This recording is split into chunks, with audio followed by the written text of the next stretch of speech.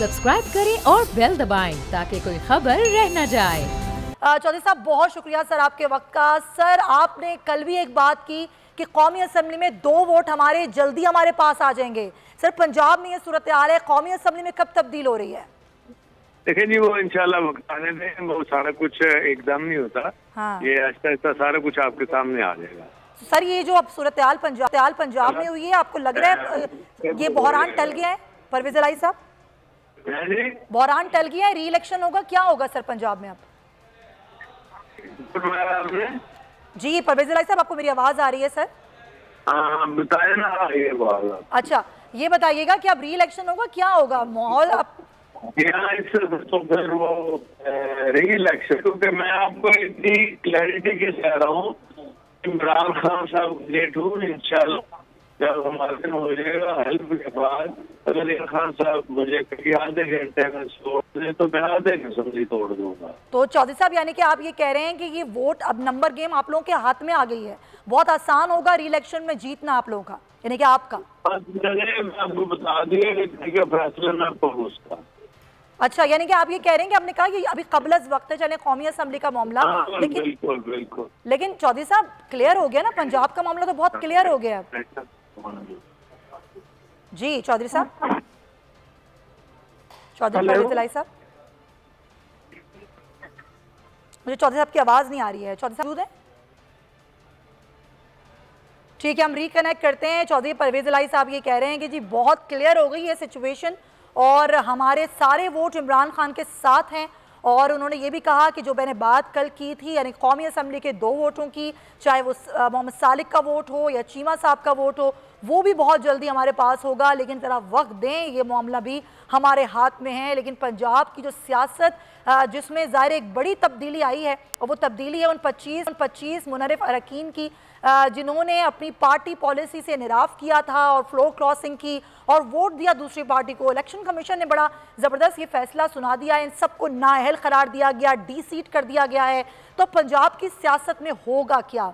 जो सवाल सबके जहनों में है वो ये है कि अब वज़ीर आला का इलेक्शन होगा दोबारा, यानी कि री इलेक्शन होगा, या फिर यहाँ पर इलेक्शन होगा, फुल एंड ऑल इलेक्शन होगा। इलेक्शन की डेट कब आएगी? और जो पीटीआई का मुतालबा है कि इलेक्शन हो, मुल्क में जनरल इलेक्शन हो और इसकी डेट जल्द दी जाए, और वो आज ऐलान भी करने जा रहे हैं लॉन्ग मार्च का, तो कितनी क्लियरिटी हो गई है? ख़ुद पीटीआई की सिचुएशन को कैसे देख रही है, ये भी बड़ा इंपॉर्टेंट है, क्योंकि जो पीटीआई के अरकान है, जिस तरह मैंने आपको नंबर गेम थोड़ी सी बताई, जिसमें मैं आपको और बताती हूँ, जिसमें नून लीग की अगर बात करें, उनके हैं तकरीबन 167, जिसमें 25 गए थे मुनरिफ, अब ये 25 हो गए फारिग, यानी कि 186 नंबर्स थे पाकिस्तान तहरीक इंसाफ के पास पहले, 25 मुनरिफ इसमें से निकल गए। पार्टी से नाराज़ अरकान जो थे वो थे 4, यानी कि ये नून लीग की बात की जा रही है। इत्तेहादी पार्टी यानी कि हुकूमत की इत्तेहादी पार्टी, नून लीग की इत्तेहादी पार्टी, पीपल्स पार्टी, उसके अरकान की तादाद है जनाब 7।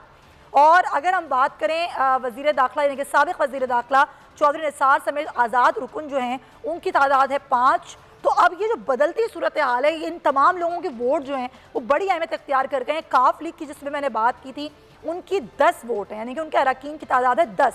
तो ये सारे वोटों की जो एक सूरत हाल है, नंबर गेम की जो सूरत हाल है, ये बड़ी अहमियत की हामिल है। और अगर वज़ीर आला पंजाब का री इलेक्शन होता है तो फिर यह ज़ाहिर है, ये जो 186 वोट लेते हैं, तो वो दोनों तरफ अब वो वाली सूरत हाल नहीं है, क्योंकि दोनों तरफ 186 वोट लेना मुश्किल हो सकता है, क्योंकि जिस तरह हमने आपको बताया कि 25 वोट वैसे ही निकल गए हैं। इन तमाम को डी-सीट कर दिया गया है जिन्होंने पार्टी पॉलिसी से इनहराफ किया था, फ्लोर क्रॉसिंग की थी।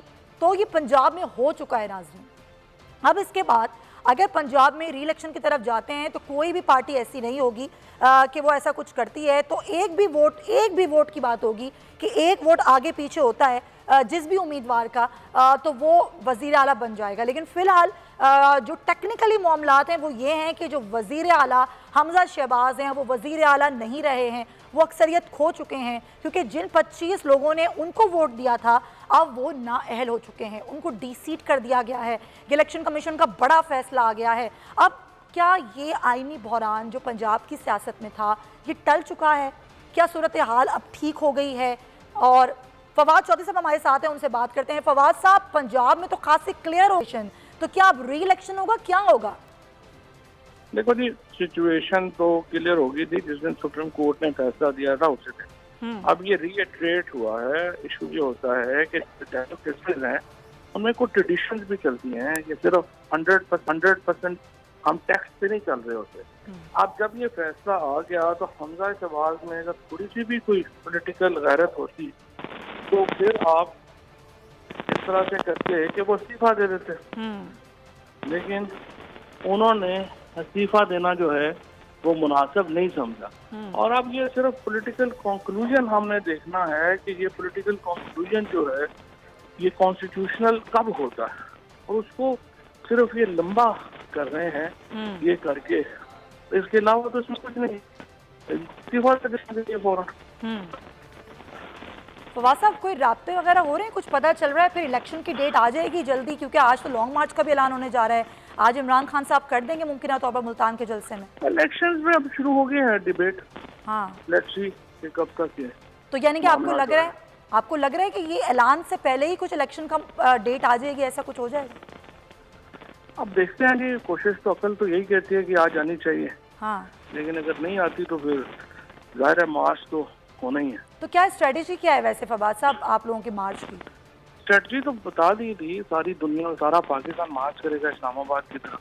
हाँ। लाखों लोग होंगे इंशाल्लाह। और अगर कोई इस मार्च को रोकने की कोशिश की हुकूमत ने तो क्या हिकमत इतने लोगों को कौन रोक सकता है? कभी खल्के खुदा को भी तो रोक सकता है। हाँ फवाद साहब, ये पंजाब की जो सूरत हाल है, आपको लगता है कि आईनी बहरान टल गया यहाँ का? नहीं, आईनी बहरान बल्कि ये सियासी बहरान है, इसको जल्द से जल्द खत्म होना चाहिए। अच्छा, बड़ी पेचीदा सी नंबर गेम हो गई है। फवाद चौधरी साहब हमारे साथ मौजूद हैं। ठीक है, फवाद चौधरी साहब कह रहे हैं ये बहुत ही क्लियरिटी है। वैसे तो जब ये सुप्रीम कोर्ट का फैसला आया था उसी वक्त ही इस्तीफ़ा दे देना चाहिए था हमजा शहबाज को, लेकिन उन्होंने नहीं दिया। अब उनका ये सारी जो उनका पूरा हल्फ लेने का मामला है ये भी अब चैलेंज हो चुका है, समाअत के लिए केस मुकर्रर हो चुका है। अजहर सिद्दीक साहब हमारे साथ मौजूद हैं, एडवोकेट, उनसे हम बात करेंगे। अजहर साहब बहुत शुक्रिया। ज़ाहिर है अब ये मामला कानूनी भी है और ये इतना क्लियर कैसे होगा, ख़ास तौर पे जब ये फैसला आ गया इलेक्शन कमीशन का, तो क्या होगा? क्या ये री इलेक्शन की तरफ जाएंगे? किस तरीके से मामला आगे बढ़ेगा सर कानूनी तौर पे? देखिए जी, बुनियादी तौर पर तो बड़ी सीधी सी बात है। मैं नहीं समझता कोई बहुत बड़ी रॉकेट साइंस है सारे मसलों को सामने रखते हुए। बेसिकली तो बुनियादी तौर पर हमजा शरीफ जो है सुप्रीम कोर्ट का जब फैसला आ गया था उसी वक्त उन्हें सीट फारग हो चुकी है उनकी, और इस काम के लिए मैंने चीफ सेक्रेटरी को कानूनी नोटिस जारी किया कि आप फौरी तौर पर उनका जो उनका सिलेक्शन का है ना जी, वो सारा वापस ले, क्योंकि वो आईनी पोजीशन होल्ड नहीं करते। उसके बाद फिर लाहौर हाई कोर्ट में पिटीशन दायर हो चुकी है, पीर वाले दिन समाअत होनी है। बाकी पिटीशनों पे समाअत आ चुकी है कि वो को वारंटो फाइल किए हैं कि ये वजीर आला नहीं रहे। उसकी बुनियादी वजह ये है कि 7 अप्रैल 2022 को सुप्रीम कोर्ट ने जब आर्टिकल 63A के तहत वोट डालने की इजाजत दी थी तो साथ लिखा था कि 63A का इतलाक होगा। तो ये समझी बैठे हैं कि इसका इतलाक माजी पे नहीं होना, वो शायद पता नहीं आइनको की जन्नत में रहते हैं। सुप्रीम कोर्ट के सामने ये मामला चल रहा था मार्च से, और जब इलेक्शन आए तो उस वक्त ये मामला सब जुडिस था। तो और जब फाइनल फैसला दिया 17 मई को, तो जो इंटरिम ऑर्डर में ये ऑर्डर मर्ज हो गया, और दो चीजें बड़ी बातें होगी। एक तो कह दिया कि ये एडवाइजरी ओपिनियन नहीं है, इट्स अ डेक्लेरेशन है, आर्टिकल 184(3) के तहत है, और साथ डीसीड करने के बाद मामला भेज दिया था इलेक्शन कमीशन को कि इलेक्शन कमीशन इनको डीसीड करे। तो डीसीड के देखे, पहली तो बात है वोट तो काउंट ही नहीं होने, वो तो कह दिया ये, और जब वोट काउंट नहीं होने तो 197 में से 25 माइनस कर दे 172 है। तो सादा अक्सरियत 186 की है, वो तो रह नहीं सकते। यानी असूली तौर पर देखा जाए तो वो तो इलेक्शन सारा ये प्रोसेस सारा चला जाएगा। जिस दिन इलेक्शन हुए थे 14 अप्रैल को, 14 अप्रैल वाले दिन दोबारा काउंटिंग होगी, इनकी दोबारा वोट डाले जाएंगे और जो मेजॉरिटी ले जाएगा वो हो जाएगा। लेकिन अब क्या मेजॉरिटी किसी के पास उस तरह से रही है अजहर साहब, अगर हम बात करें, क्योंकि नंबर गेम बड़ी पेचीदा हो गई है इन 25 लोगों के निकलने के बाद से?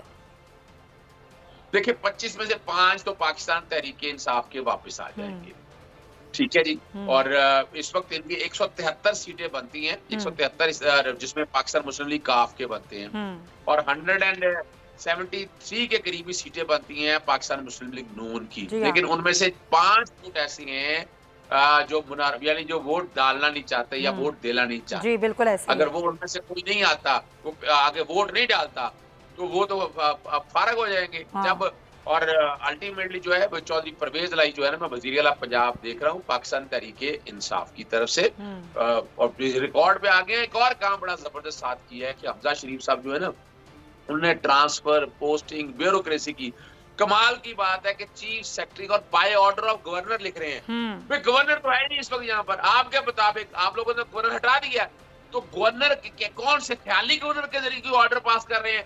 अगर एक्टिंग गवर्नर का चार्ज दिया था स्पीकर को, तो स्पीकर तो चार्ज लिया नहीं है। ये कमाल की बातें हैं, फ्रॉड हो रहा है यहाँ पर, और थोड़ा ट्रांसफर और पोस्टिंग किए जा रहे हैं। और मैंने आपके प्रोग्राम में बहुत पहले बता दिया था कि ऑपरेशन रजीम चेंज का मकसद है कि अपने बंदे लगाकर इलेक्शन रिगिंग के लिए राह हमवार करना। तो वो ट्रांसफर और पोस्टिंग जितनी भी उन्होंने की है, ये भी सारी चैलेंज कर दी गई है। मंडे वाले दिन ये भी समाप्त होनी है। जी हाँ, बिल्कुल। अब कहने को तो कुछ नहीं रह गया, इसी तरह ही कौम को या आवाम को बेवकूफ बनाते रहेंगे। ठीक है, लेकिन उसामा गाजी सीनियर एंकर पर्सन भी हमारे साथ मौजूद हैं।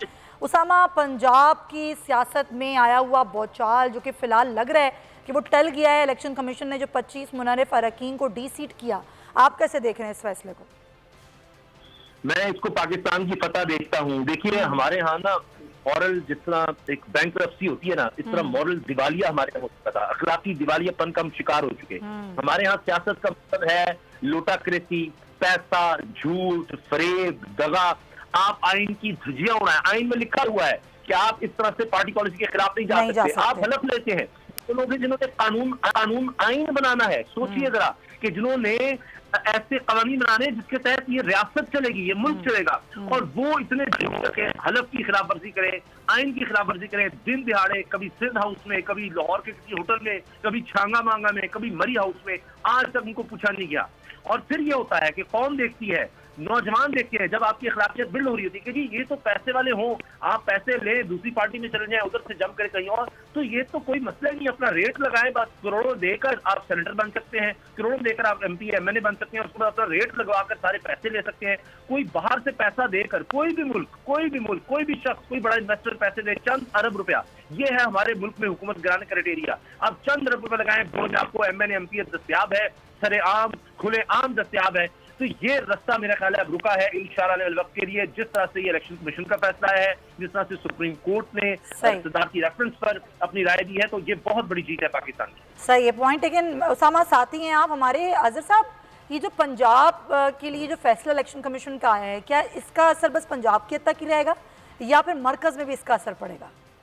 देखिए, सुप्रीम कोर्ट का जो फैसला है उसका मरकज में तो असर पड़ना है। वो बुनियादी तौर पर चूंकि वो कह दिया है कि जो डिफेक्टेड है ना, अगर वोट कास्ट किया तो डिस्कार्ड भी होगा और काउंट भी नहीं होगा। अब जहाँ इलेक्शन कमीशन का यही जो फैसला है, जो कि इलेक्शन कमीशन पहले MNS की हद तक ये मुस्तरद कर चुका है रेफरेंस, और वो बड़ा बारीक सा नुकता है, वो आर्टिकल 63A1 के कॉन्टेक्स्ट में है, एक पार्टी जिसे रिजाइन कर दे और दूसरी पार्टी में ज्वाइन कर ले। यहाँ वैसे तो इन्होंने रिजाइन नहीं किया, लेकिन दूसरी पार्टी को ज्वाइन कैसे कर लिया? 2-3 इंसिडेंट आपके पास रे लाइट रॉबरी है। वो कैसे?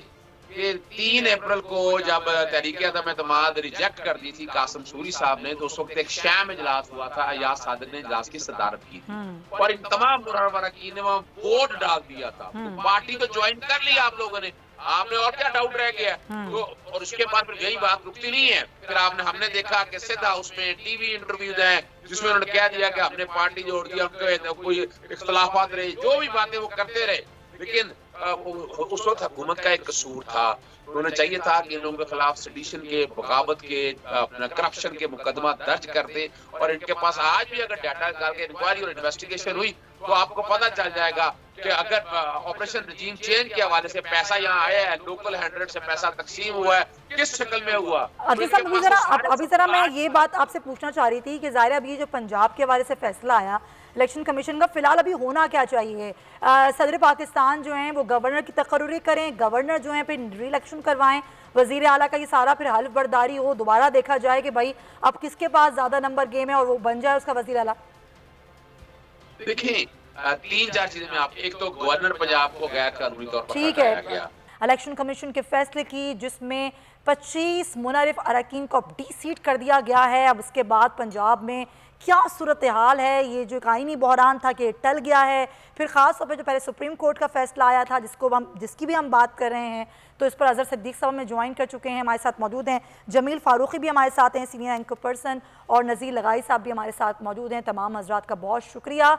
नज़ीर लगारी साहब, जब हम ये बात करते हैं कि जी जो आज पंजाब में फ़ैसला आया है इलेक्शन कमीशन का कि जी जो 25 लोग थे जिन्होंने पार्टी पॉलिसी से इनहराफ किया, इनको डी सीट कर दिया गया, तो आगे अब क्या सूरत हाल बनेगी? खासतौर पर नंबर गेम की बात कर रहे हैं तो री इलेक्शन तो होगा ही होगा, लेकिन फिर नंबर गेम किसी के हाथ में रहेगी या नहीं?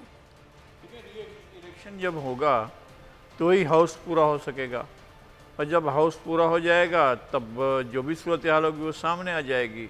हम इस वक्त अंदाज़ा लगा सकते हैं पीटीआई के जो भी उनके फॉलोअर्स हैं या जो उनके साथी हैं, जो उनके पार्टी लीडर्स हैं, वो अपना हिसाब लगा रहे हैं और बता रहे हैं कि हमारे नंबर गेम पूरा है, और इधर से पीएमएलएन के भी कह रहे हैं कि हमारे पूरे हैं।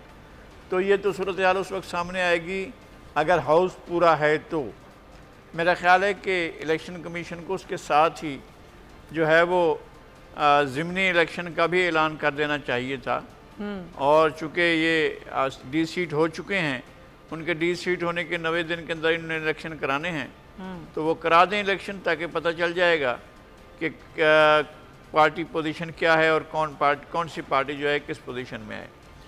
तो अच्छा हुआ है, एक फ़ैसला आ गया, और तारीख़ में पहली मरतबा हुआ है कि लोगों को पार्टी वफादारी तब्दील करने पर डी सीट किया गया। उससे पहले ज़बरदस्ती पार्टी जो है वफादारियाँ तब्दील कराई जाती थीं, और जो हमारे बड़े इदारे हैं, ताकत के मराकज़ हैं, वो ज़बरदस्ती लोगों को पकड़ कर खींच खांच कर ले जाया करते थे दूसरी पार्टियों में, और कहते थे कि जनाब इनका साथ दें और अपनी पार्टियों को छोड़ दें। अच्छा हुआ है कि आज पार्टियों उन अरकान को, और मेरे ख्याल में वो अरकान भी जानते थे कि उनके साथ यही होगा, तो वो डी सीट का किया गया है। अब ये सिलसिला ख़ास मौके के लिए नहीं होना चाहिए जी कि ये हमारा महबूब नज़र है तो इसके लिए हम ये फ़ैसला कर रहे हैं, और अगर ये हमारा महबूब नज़र नहीं है तो इसके लिए हम दूसरा फ़ैसला करेंगे।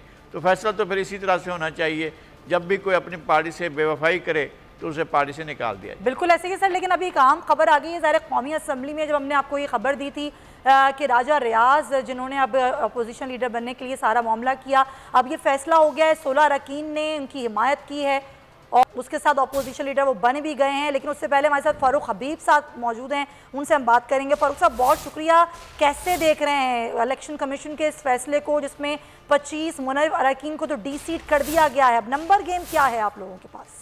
नंबर गेम तो बड़ी वाज़ेह है। आज जो है वो पंजाब में नून लीग और हमजा शहबाज के नंबर खत्म हो गए, लोटे अपने अंजाम को पहुंचे हैं, लोटे क्रश हो चुके हैं, लोटों की ना आवाम के अंदर इज्जत रह गई है, ना उनकी असम्बलियों में कोई इज्जत है।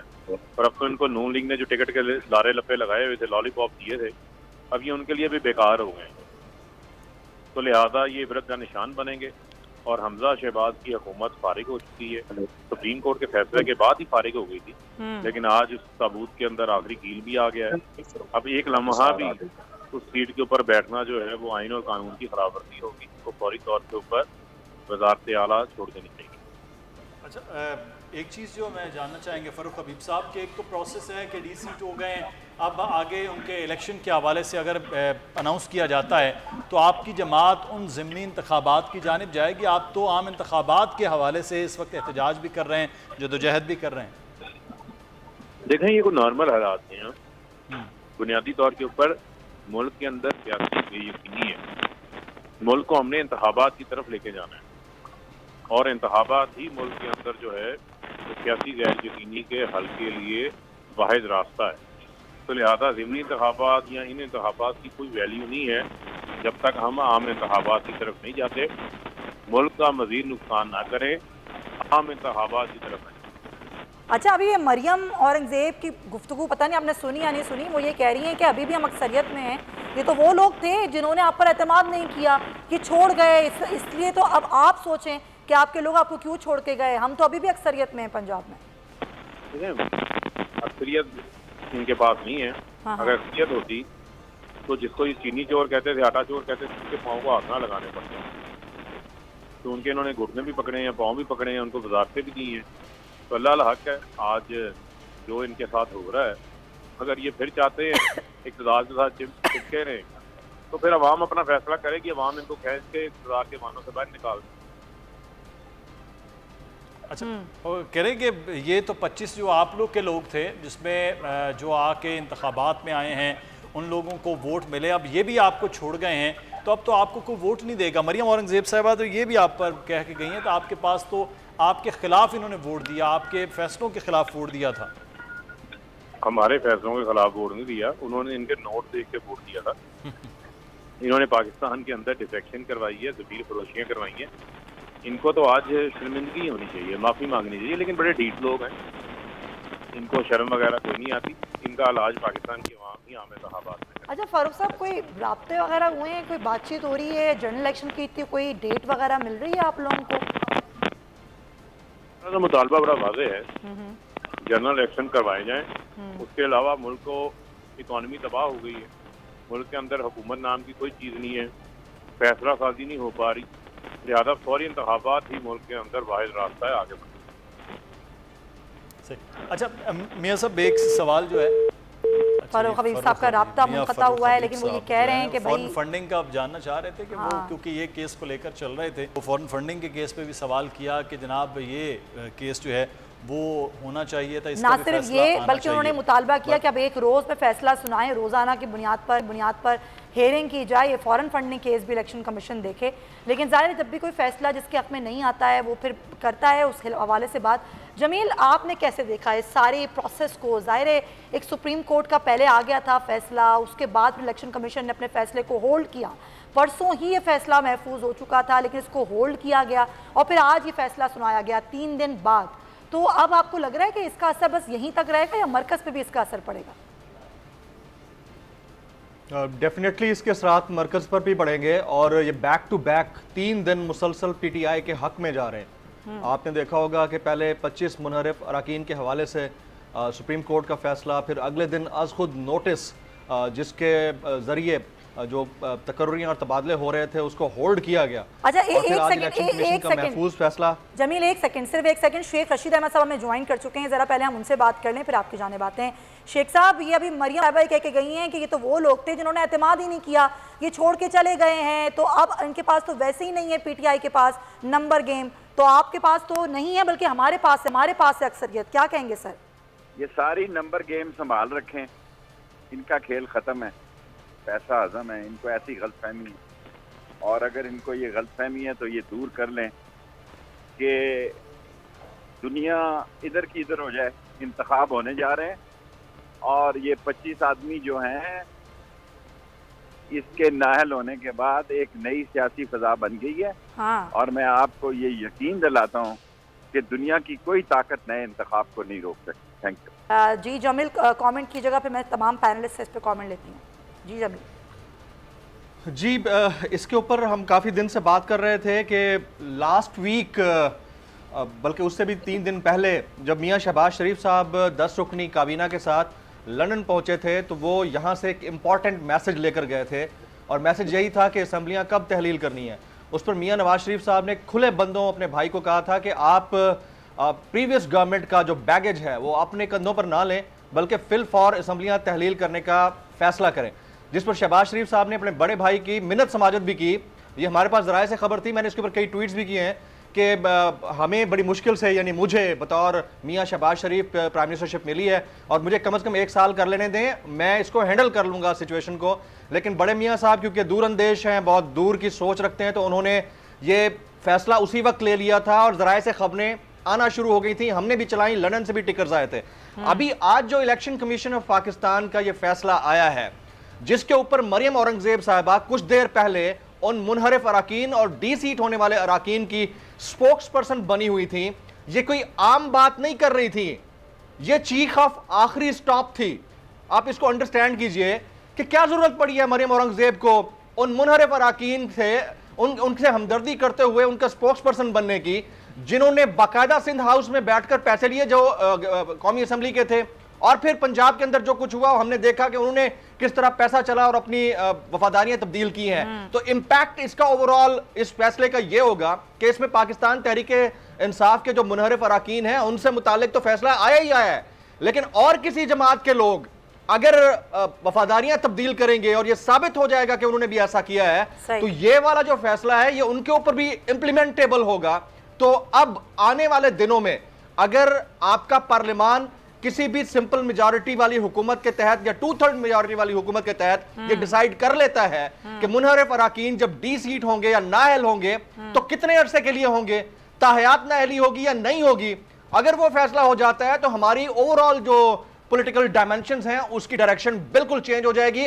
और ये हर 4-3 साल के बाद ये बदमाशी लगी रहती है इस मुल्क के अंदर। आप वोट किसी और के नाम के ऊपर लेके आते हैं, चाहे वो PMLN के हों, पीपल्स पार्टी के हों, या फिर PTI या JUI के हों, लेकिन बाद में करते क्या है, वो वहां बैठे बैठे चंद करोड़ रुपए लेकर उस कौम के, उस कॉन्स्टिट्यूंसी के वोटर का इस्तेहसाल करते हुए वफादारी तब्दील करते हैं और उनका मुंह चिढ़ाते हैं। तो this is a good decision. PTI के लिए विन विन सिचुएशन है वैसे, बाय द वे, ये मैं आपको बता दूं। और ये चीज रुकनी चाहिए। जाहिर है सुप्रीम कोर्ट ने भी कह दिया है कि भाई इसका फैसला फ्लोर क्रॉसिंग को रोकने की लेजिस्लेशन जो है वो अब पार्लियामेंट ने करनी है, इसको रोका जाना चाहिए, तमाम पार्टियों को बल्कि इससे मुत्तफिक होना चाहिए। बिल्कुल आपने सही पॉइंट रेज किया है। मैं कमेंट लूँगी लगारी साहब से भी अभी इस खबर के से मुतालिक, लेकिन अजहर साहब, ज़ाहिर जब लेजिस्लेशन करनी है, ना सिर्फ इस पर करनी है, इंतखाबी इस्लाहात लेकर आना चाहती है हुकूमत, अब ये खबर आ गई है कि भाई जी इंतखाबी इस्लाहात जल्द से जल्द करवाएं, ये बिल लेके आएँ और उसके बाद फिर टाटा बाय बाय। तो सर ये क्या सिचुएशन होगी, और आप ये मुझे बताइएगा सर कि क्या इस सूरत हाल में सदर मुमलिकत वज़ीर आज़म शहबाज शरीफ से एतमाद का वोट लेने का कह सकते हैं? देखिए, आइन तो बड़ा क्लियर है इस हवाले से कि आप सदर पाकिस्तान मेजॉरिटी देख रहे हैं कि मेजॉरिटी नहीं है, तो उस पर अदम एतमाद का तो लाजमी वोट, एतमाद का वोट लेने का कह सकते हैं। और कोई यानी अगर बज़ाहिर आप देखें तो पाकिस्तान मुस्लिम लीग काफ के वोट भी आप नहीं डाल सकते उधर, चूँकि अब तो बड़ी वजाहत के साथ फैसला आ चुका है सुप्रीम कोर्ट का। तो अगर 2 ये भी निकाल दे तो 172 है, तो सादा अक्सरियत 172 है। और उनमें से अगर बाप वगैरह या कोई MQM पीछे से हट जाता है या इधर उधर हो जाते हैं, तो अल्टीमेटली तो उनके पास ये तो बड़ी थिन लाइन पे खड़े हुए हैं। और अगर कह दिया और 172 वोट ना ले सके तो ये फारग है, और उसके बाद फिर सदर पाकिस्तान को इख्तियार मौजूद है कि वो असम्बलियां डिसॉल्व कर सकती है। तो एक बड़ा आम पॉइंट है जो अजहर साहब आप बता रहे हैं, लेकिन इस वक्त देखना ये है कि अब जो खबर सामने आ रही है कि खुद हुकूमत छोड़ने की बात है, तो फिर अगला हफ्ता 1.5 हफ्ता जो है वो अहम होगा इस हवाले से कि पार्लियामान में बिल लाया जाए। लेकिन ये जब पार्लियामान में बिल लाने का मामला है, जब यहाँ पर मौजूद ही नहीं है कौमी असम्बली में पाकिस्तान तहरीक इंसाफ, तो फिर अपनी मर्ज़ी की कानून साजी करना, अपनी मर्ज़ी के मामलात करना निस्बतन आसान हो जाएगा, क्योंकि अब राजा रियाज साहब अपोजिशन लीडर भी हैं, तो फिर अपोजिशन भी बिल्कुल वैसी होगी जैसी हुकूमत चाह रही है। हमारे साथ हैं जी तमाम लोग, आप भी हमारे साथ नाज़िम रहिएगा। एक छोटा सा ब्रेक लेते हैं, ब्रेक के बाद वापस आएंगे, मज़ीद बात होगी। नहीं सिर्फ सारे बर्रे सगीर की तारीख में सबसे बड़ा इंसानों का समुंदर आने वाला है। हम इंपोर्टेड हुकूमत नहीं चाहते।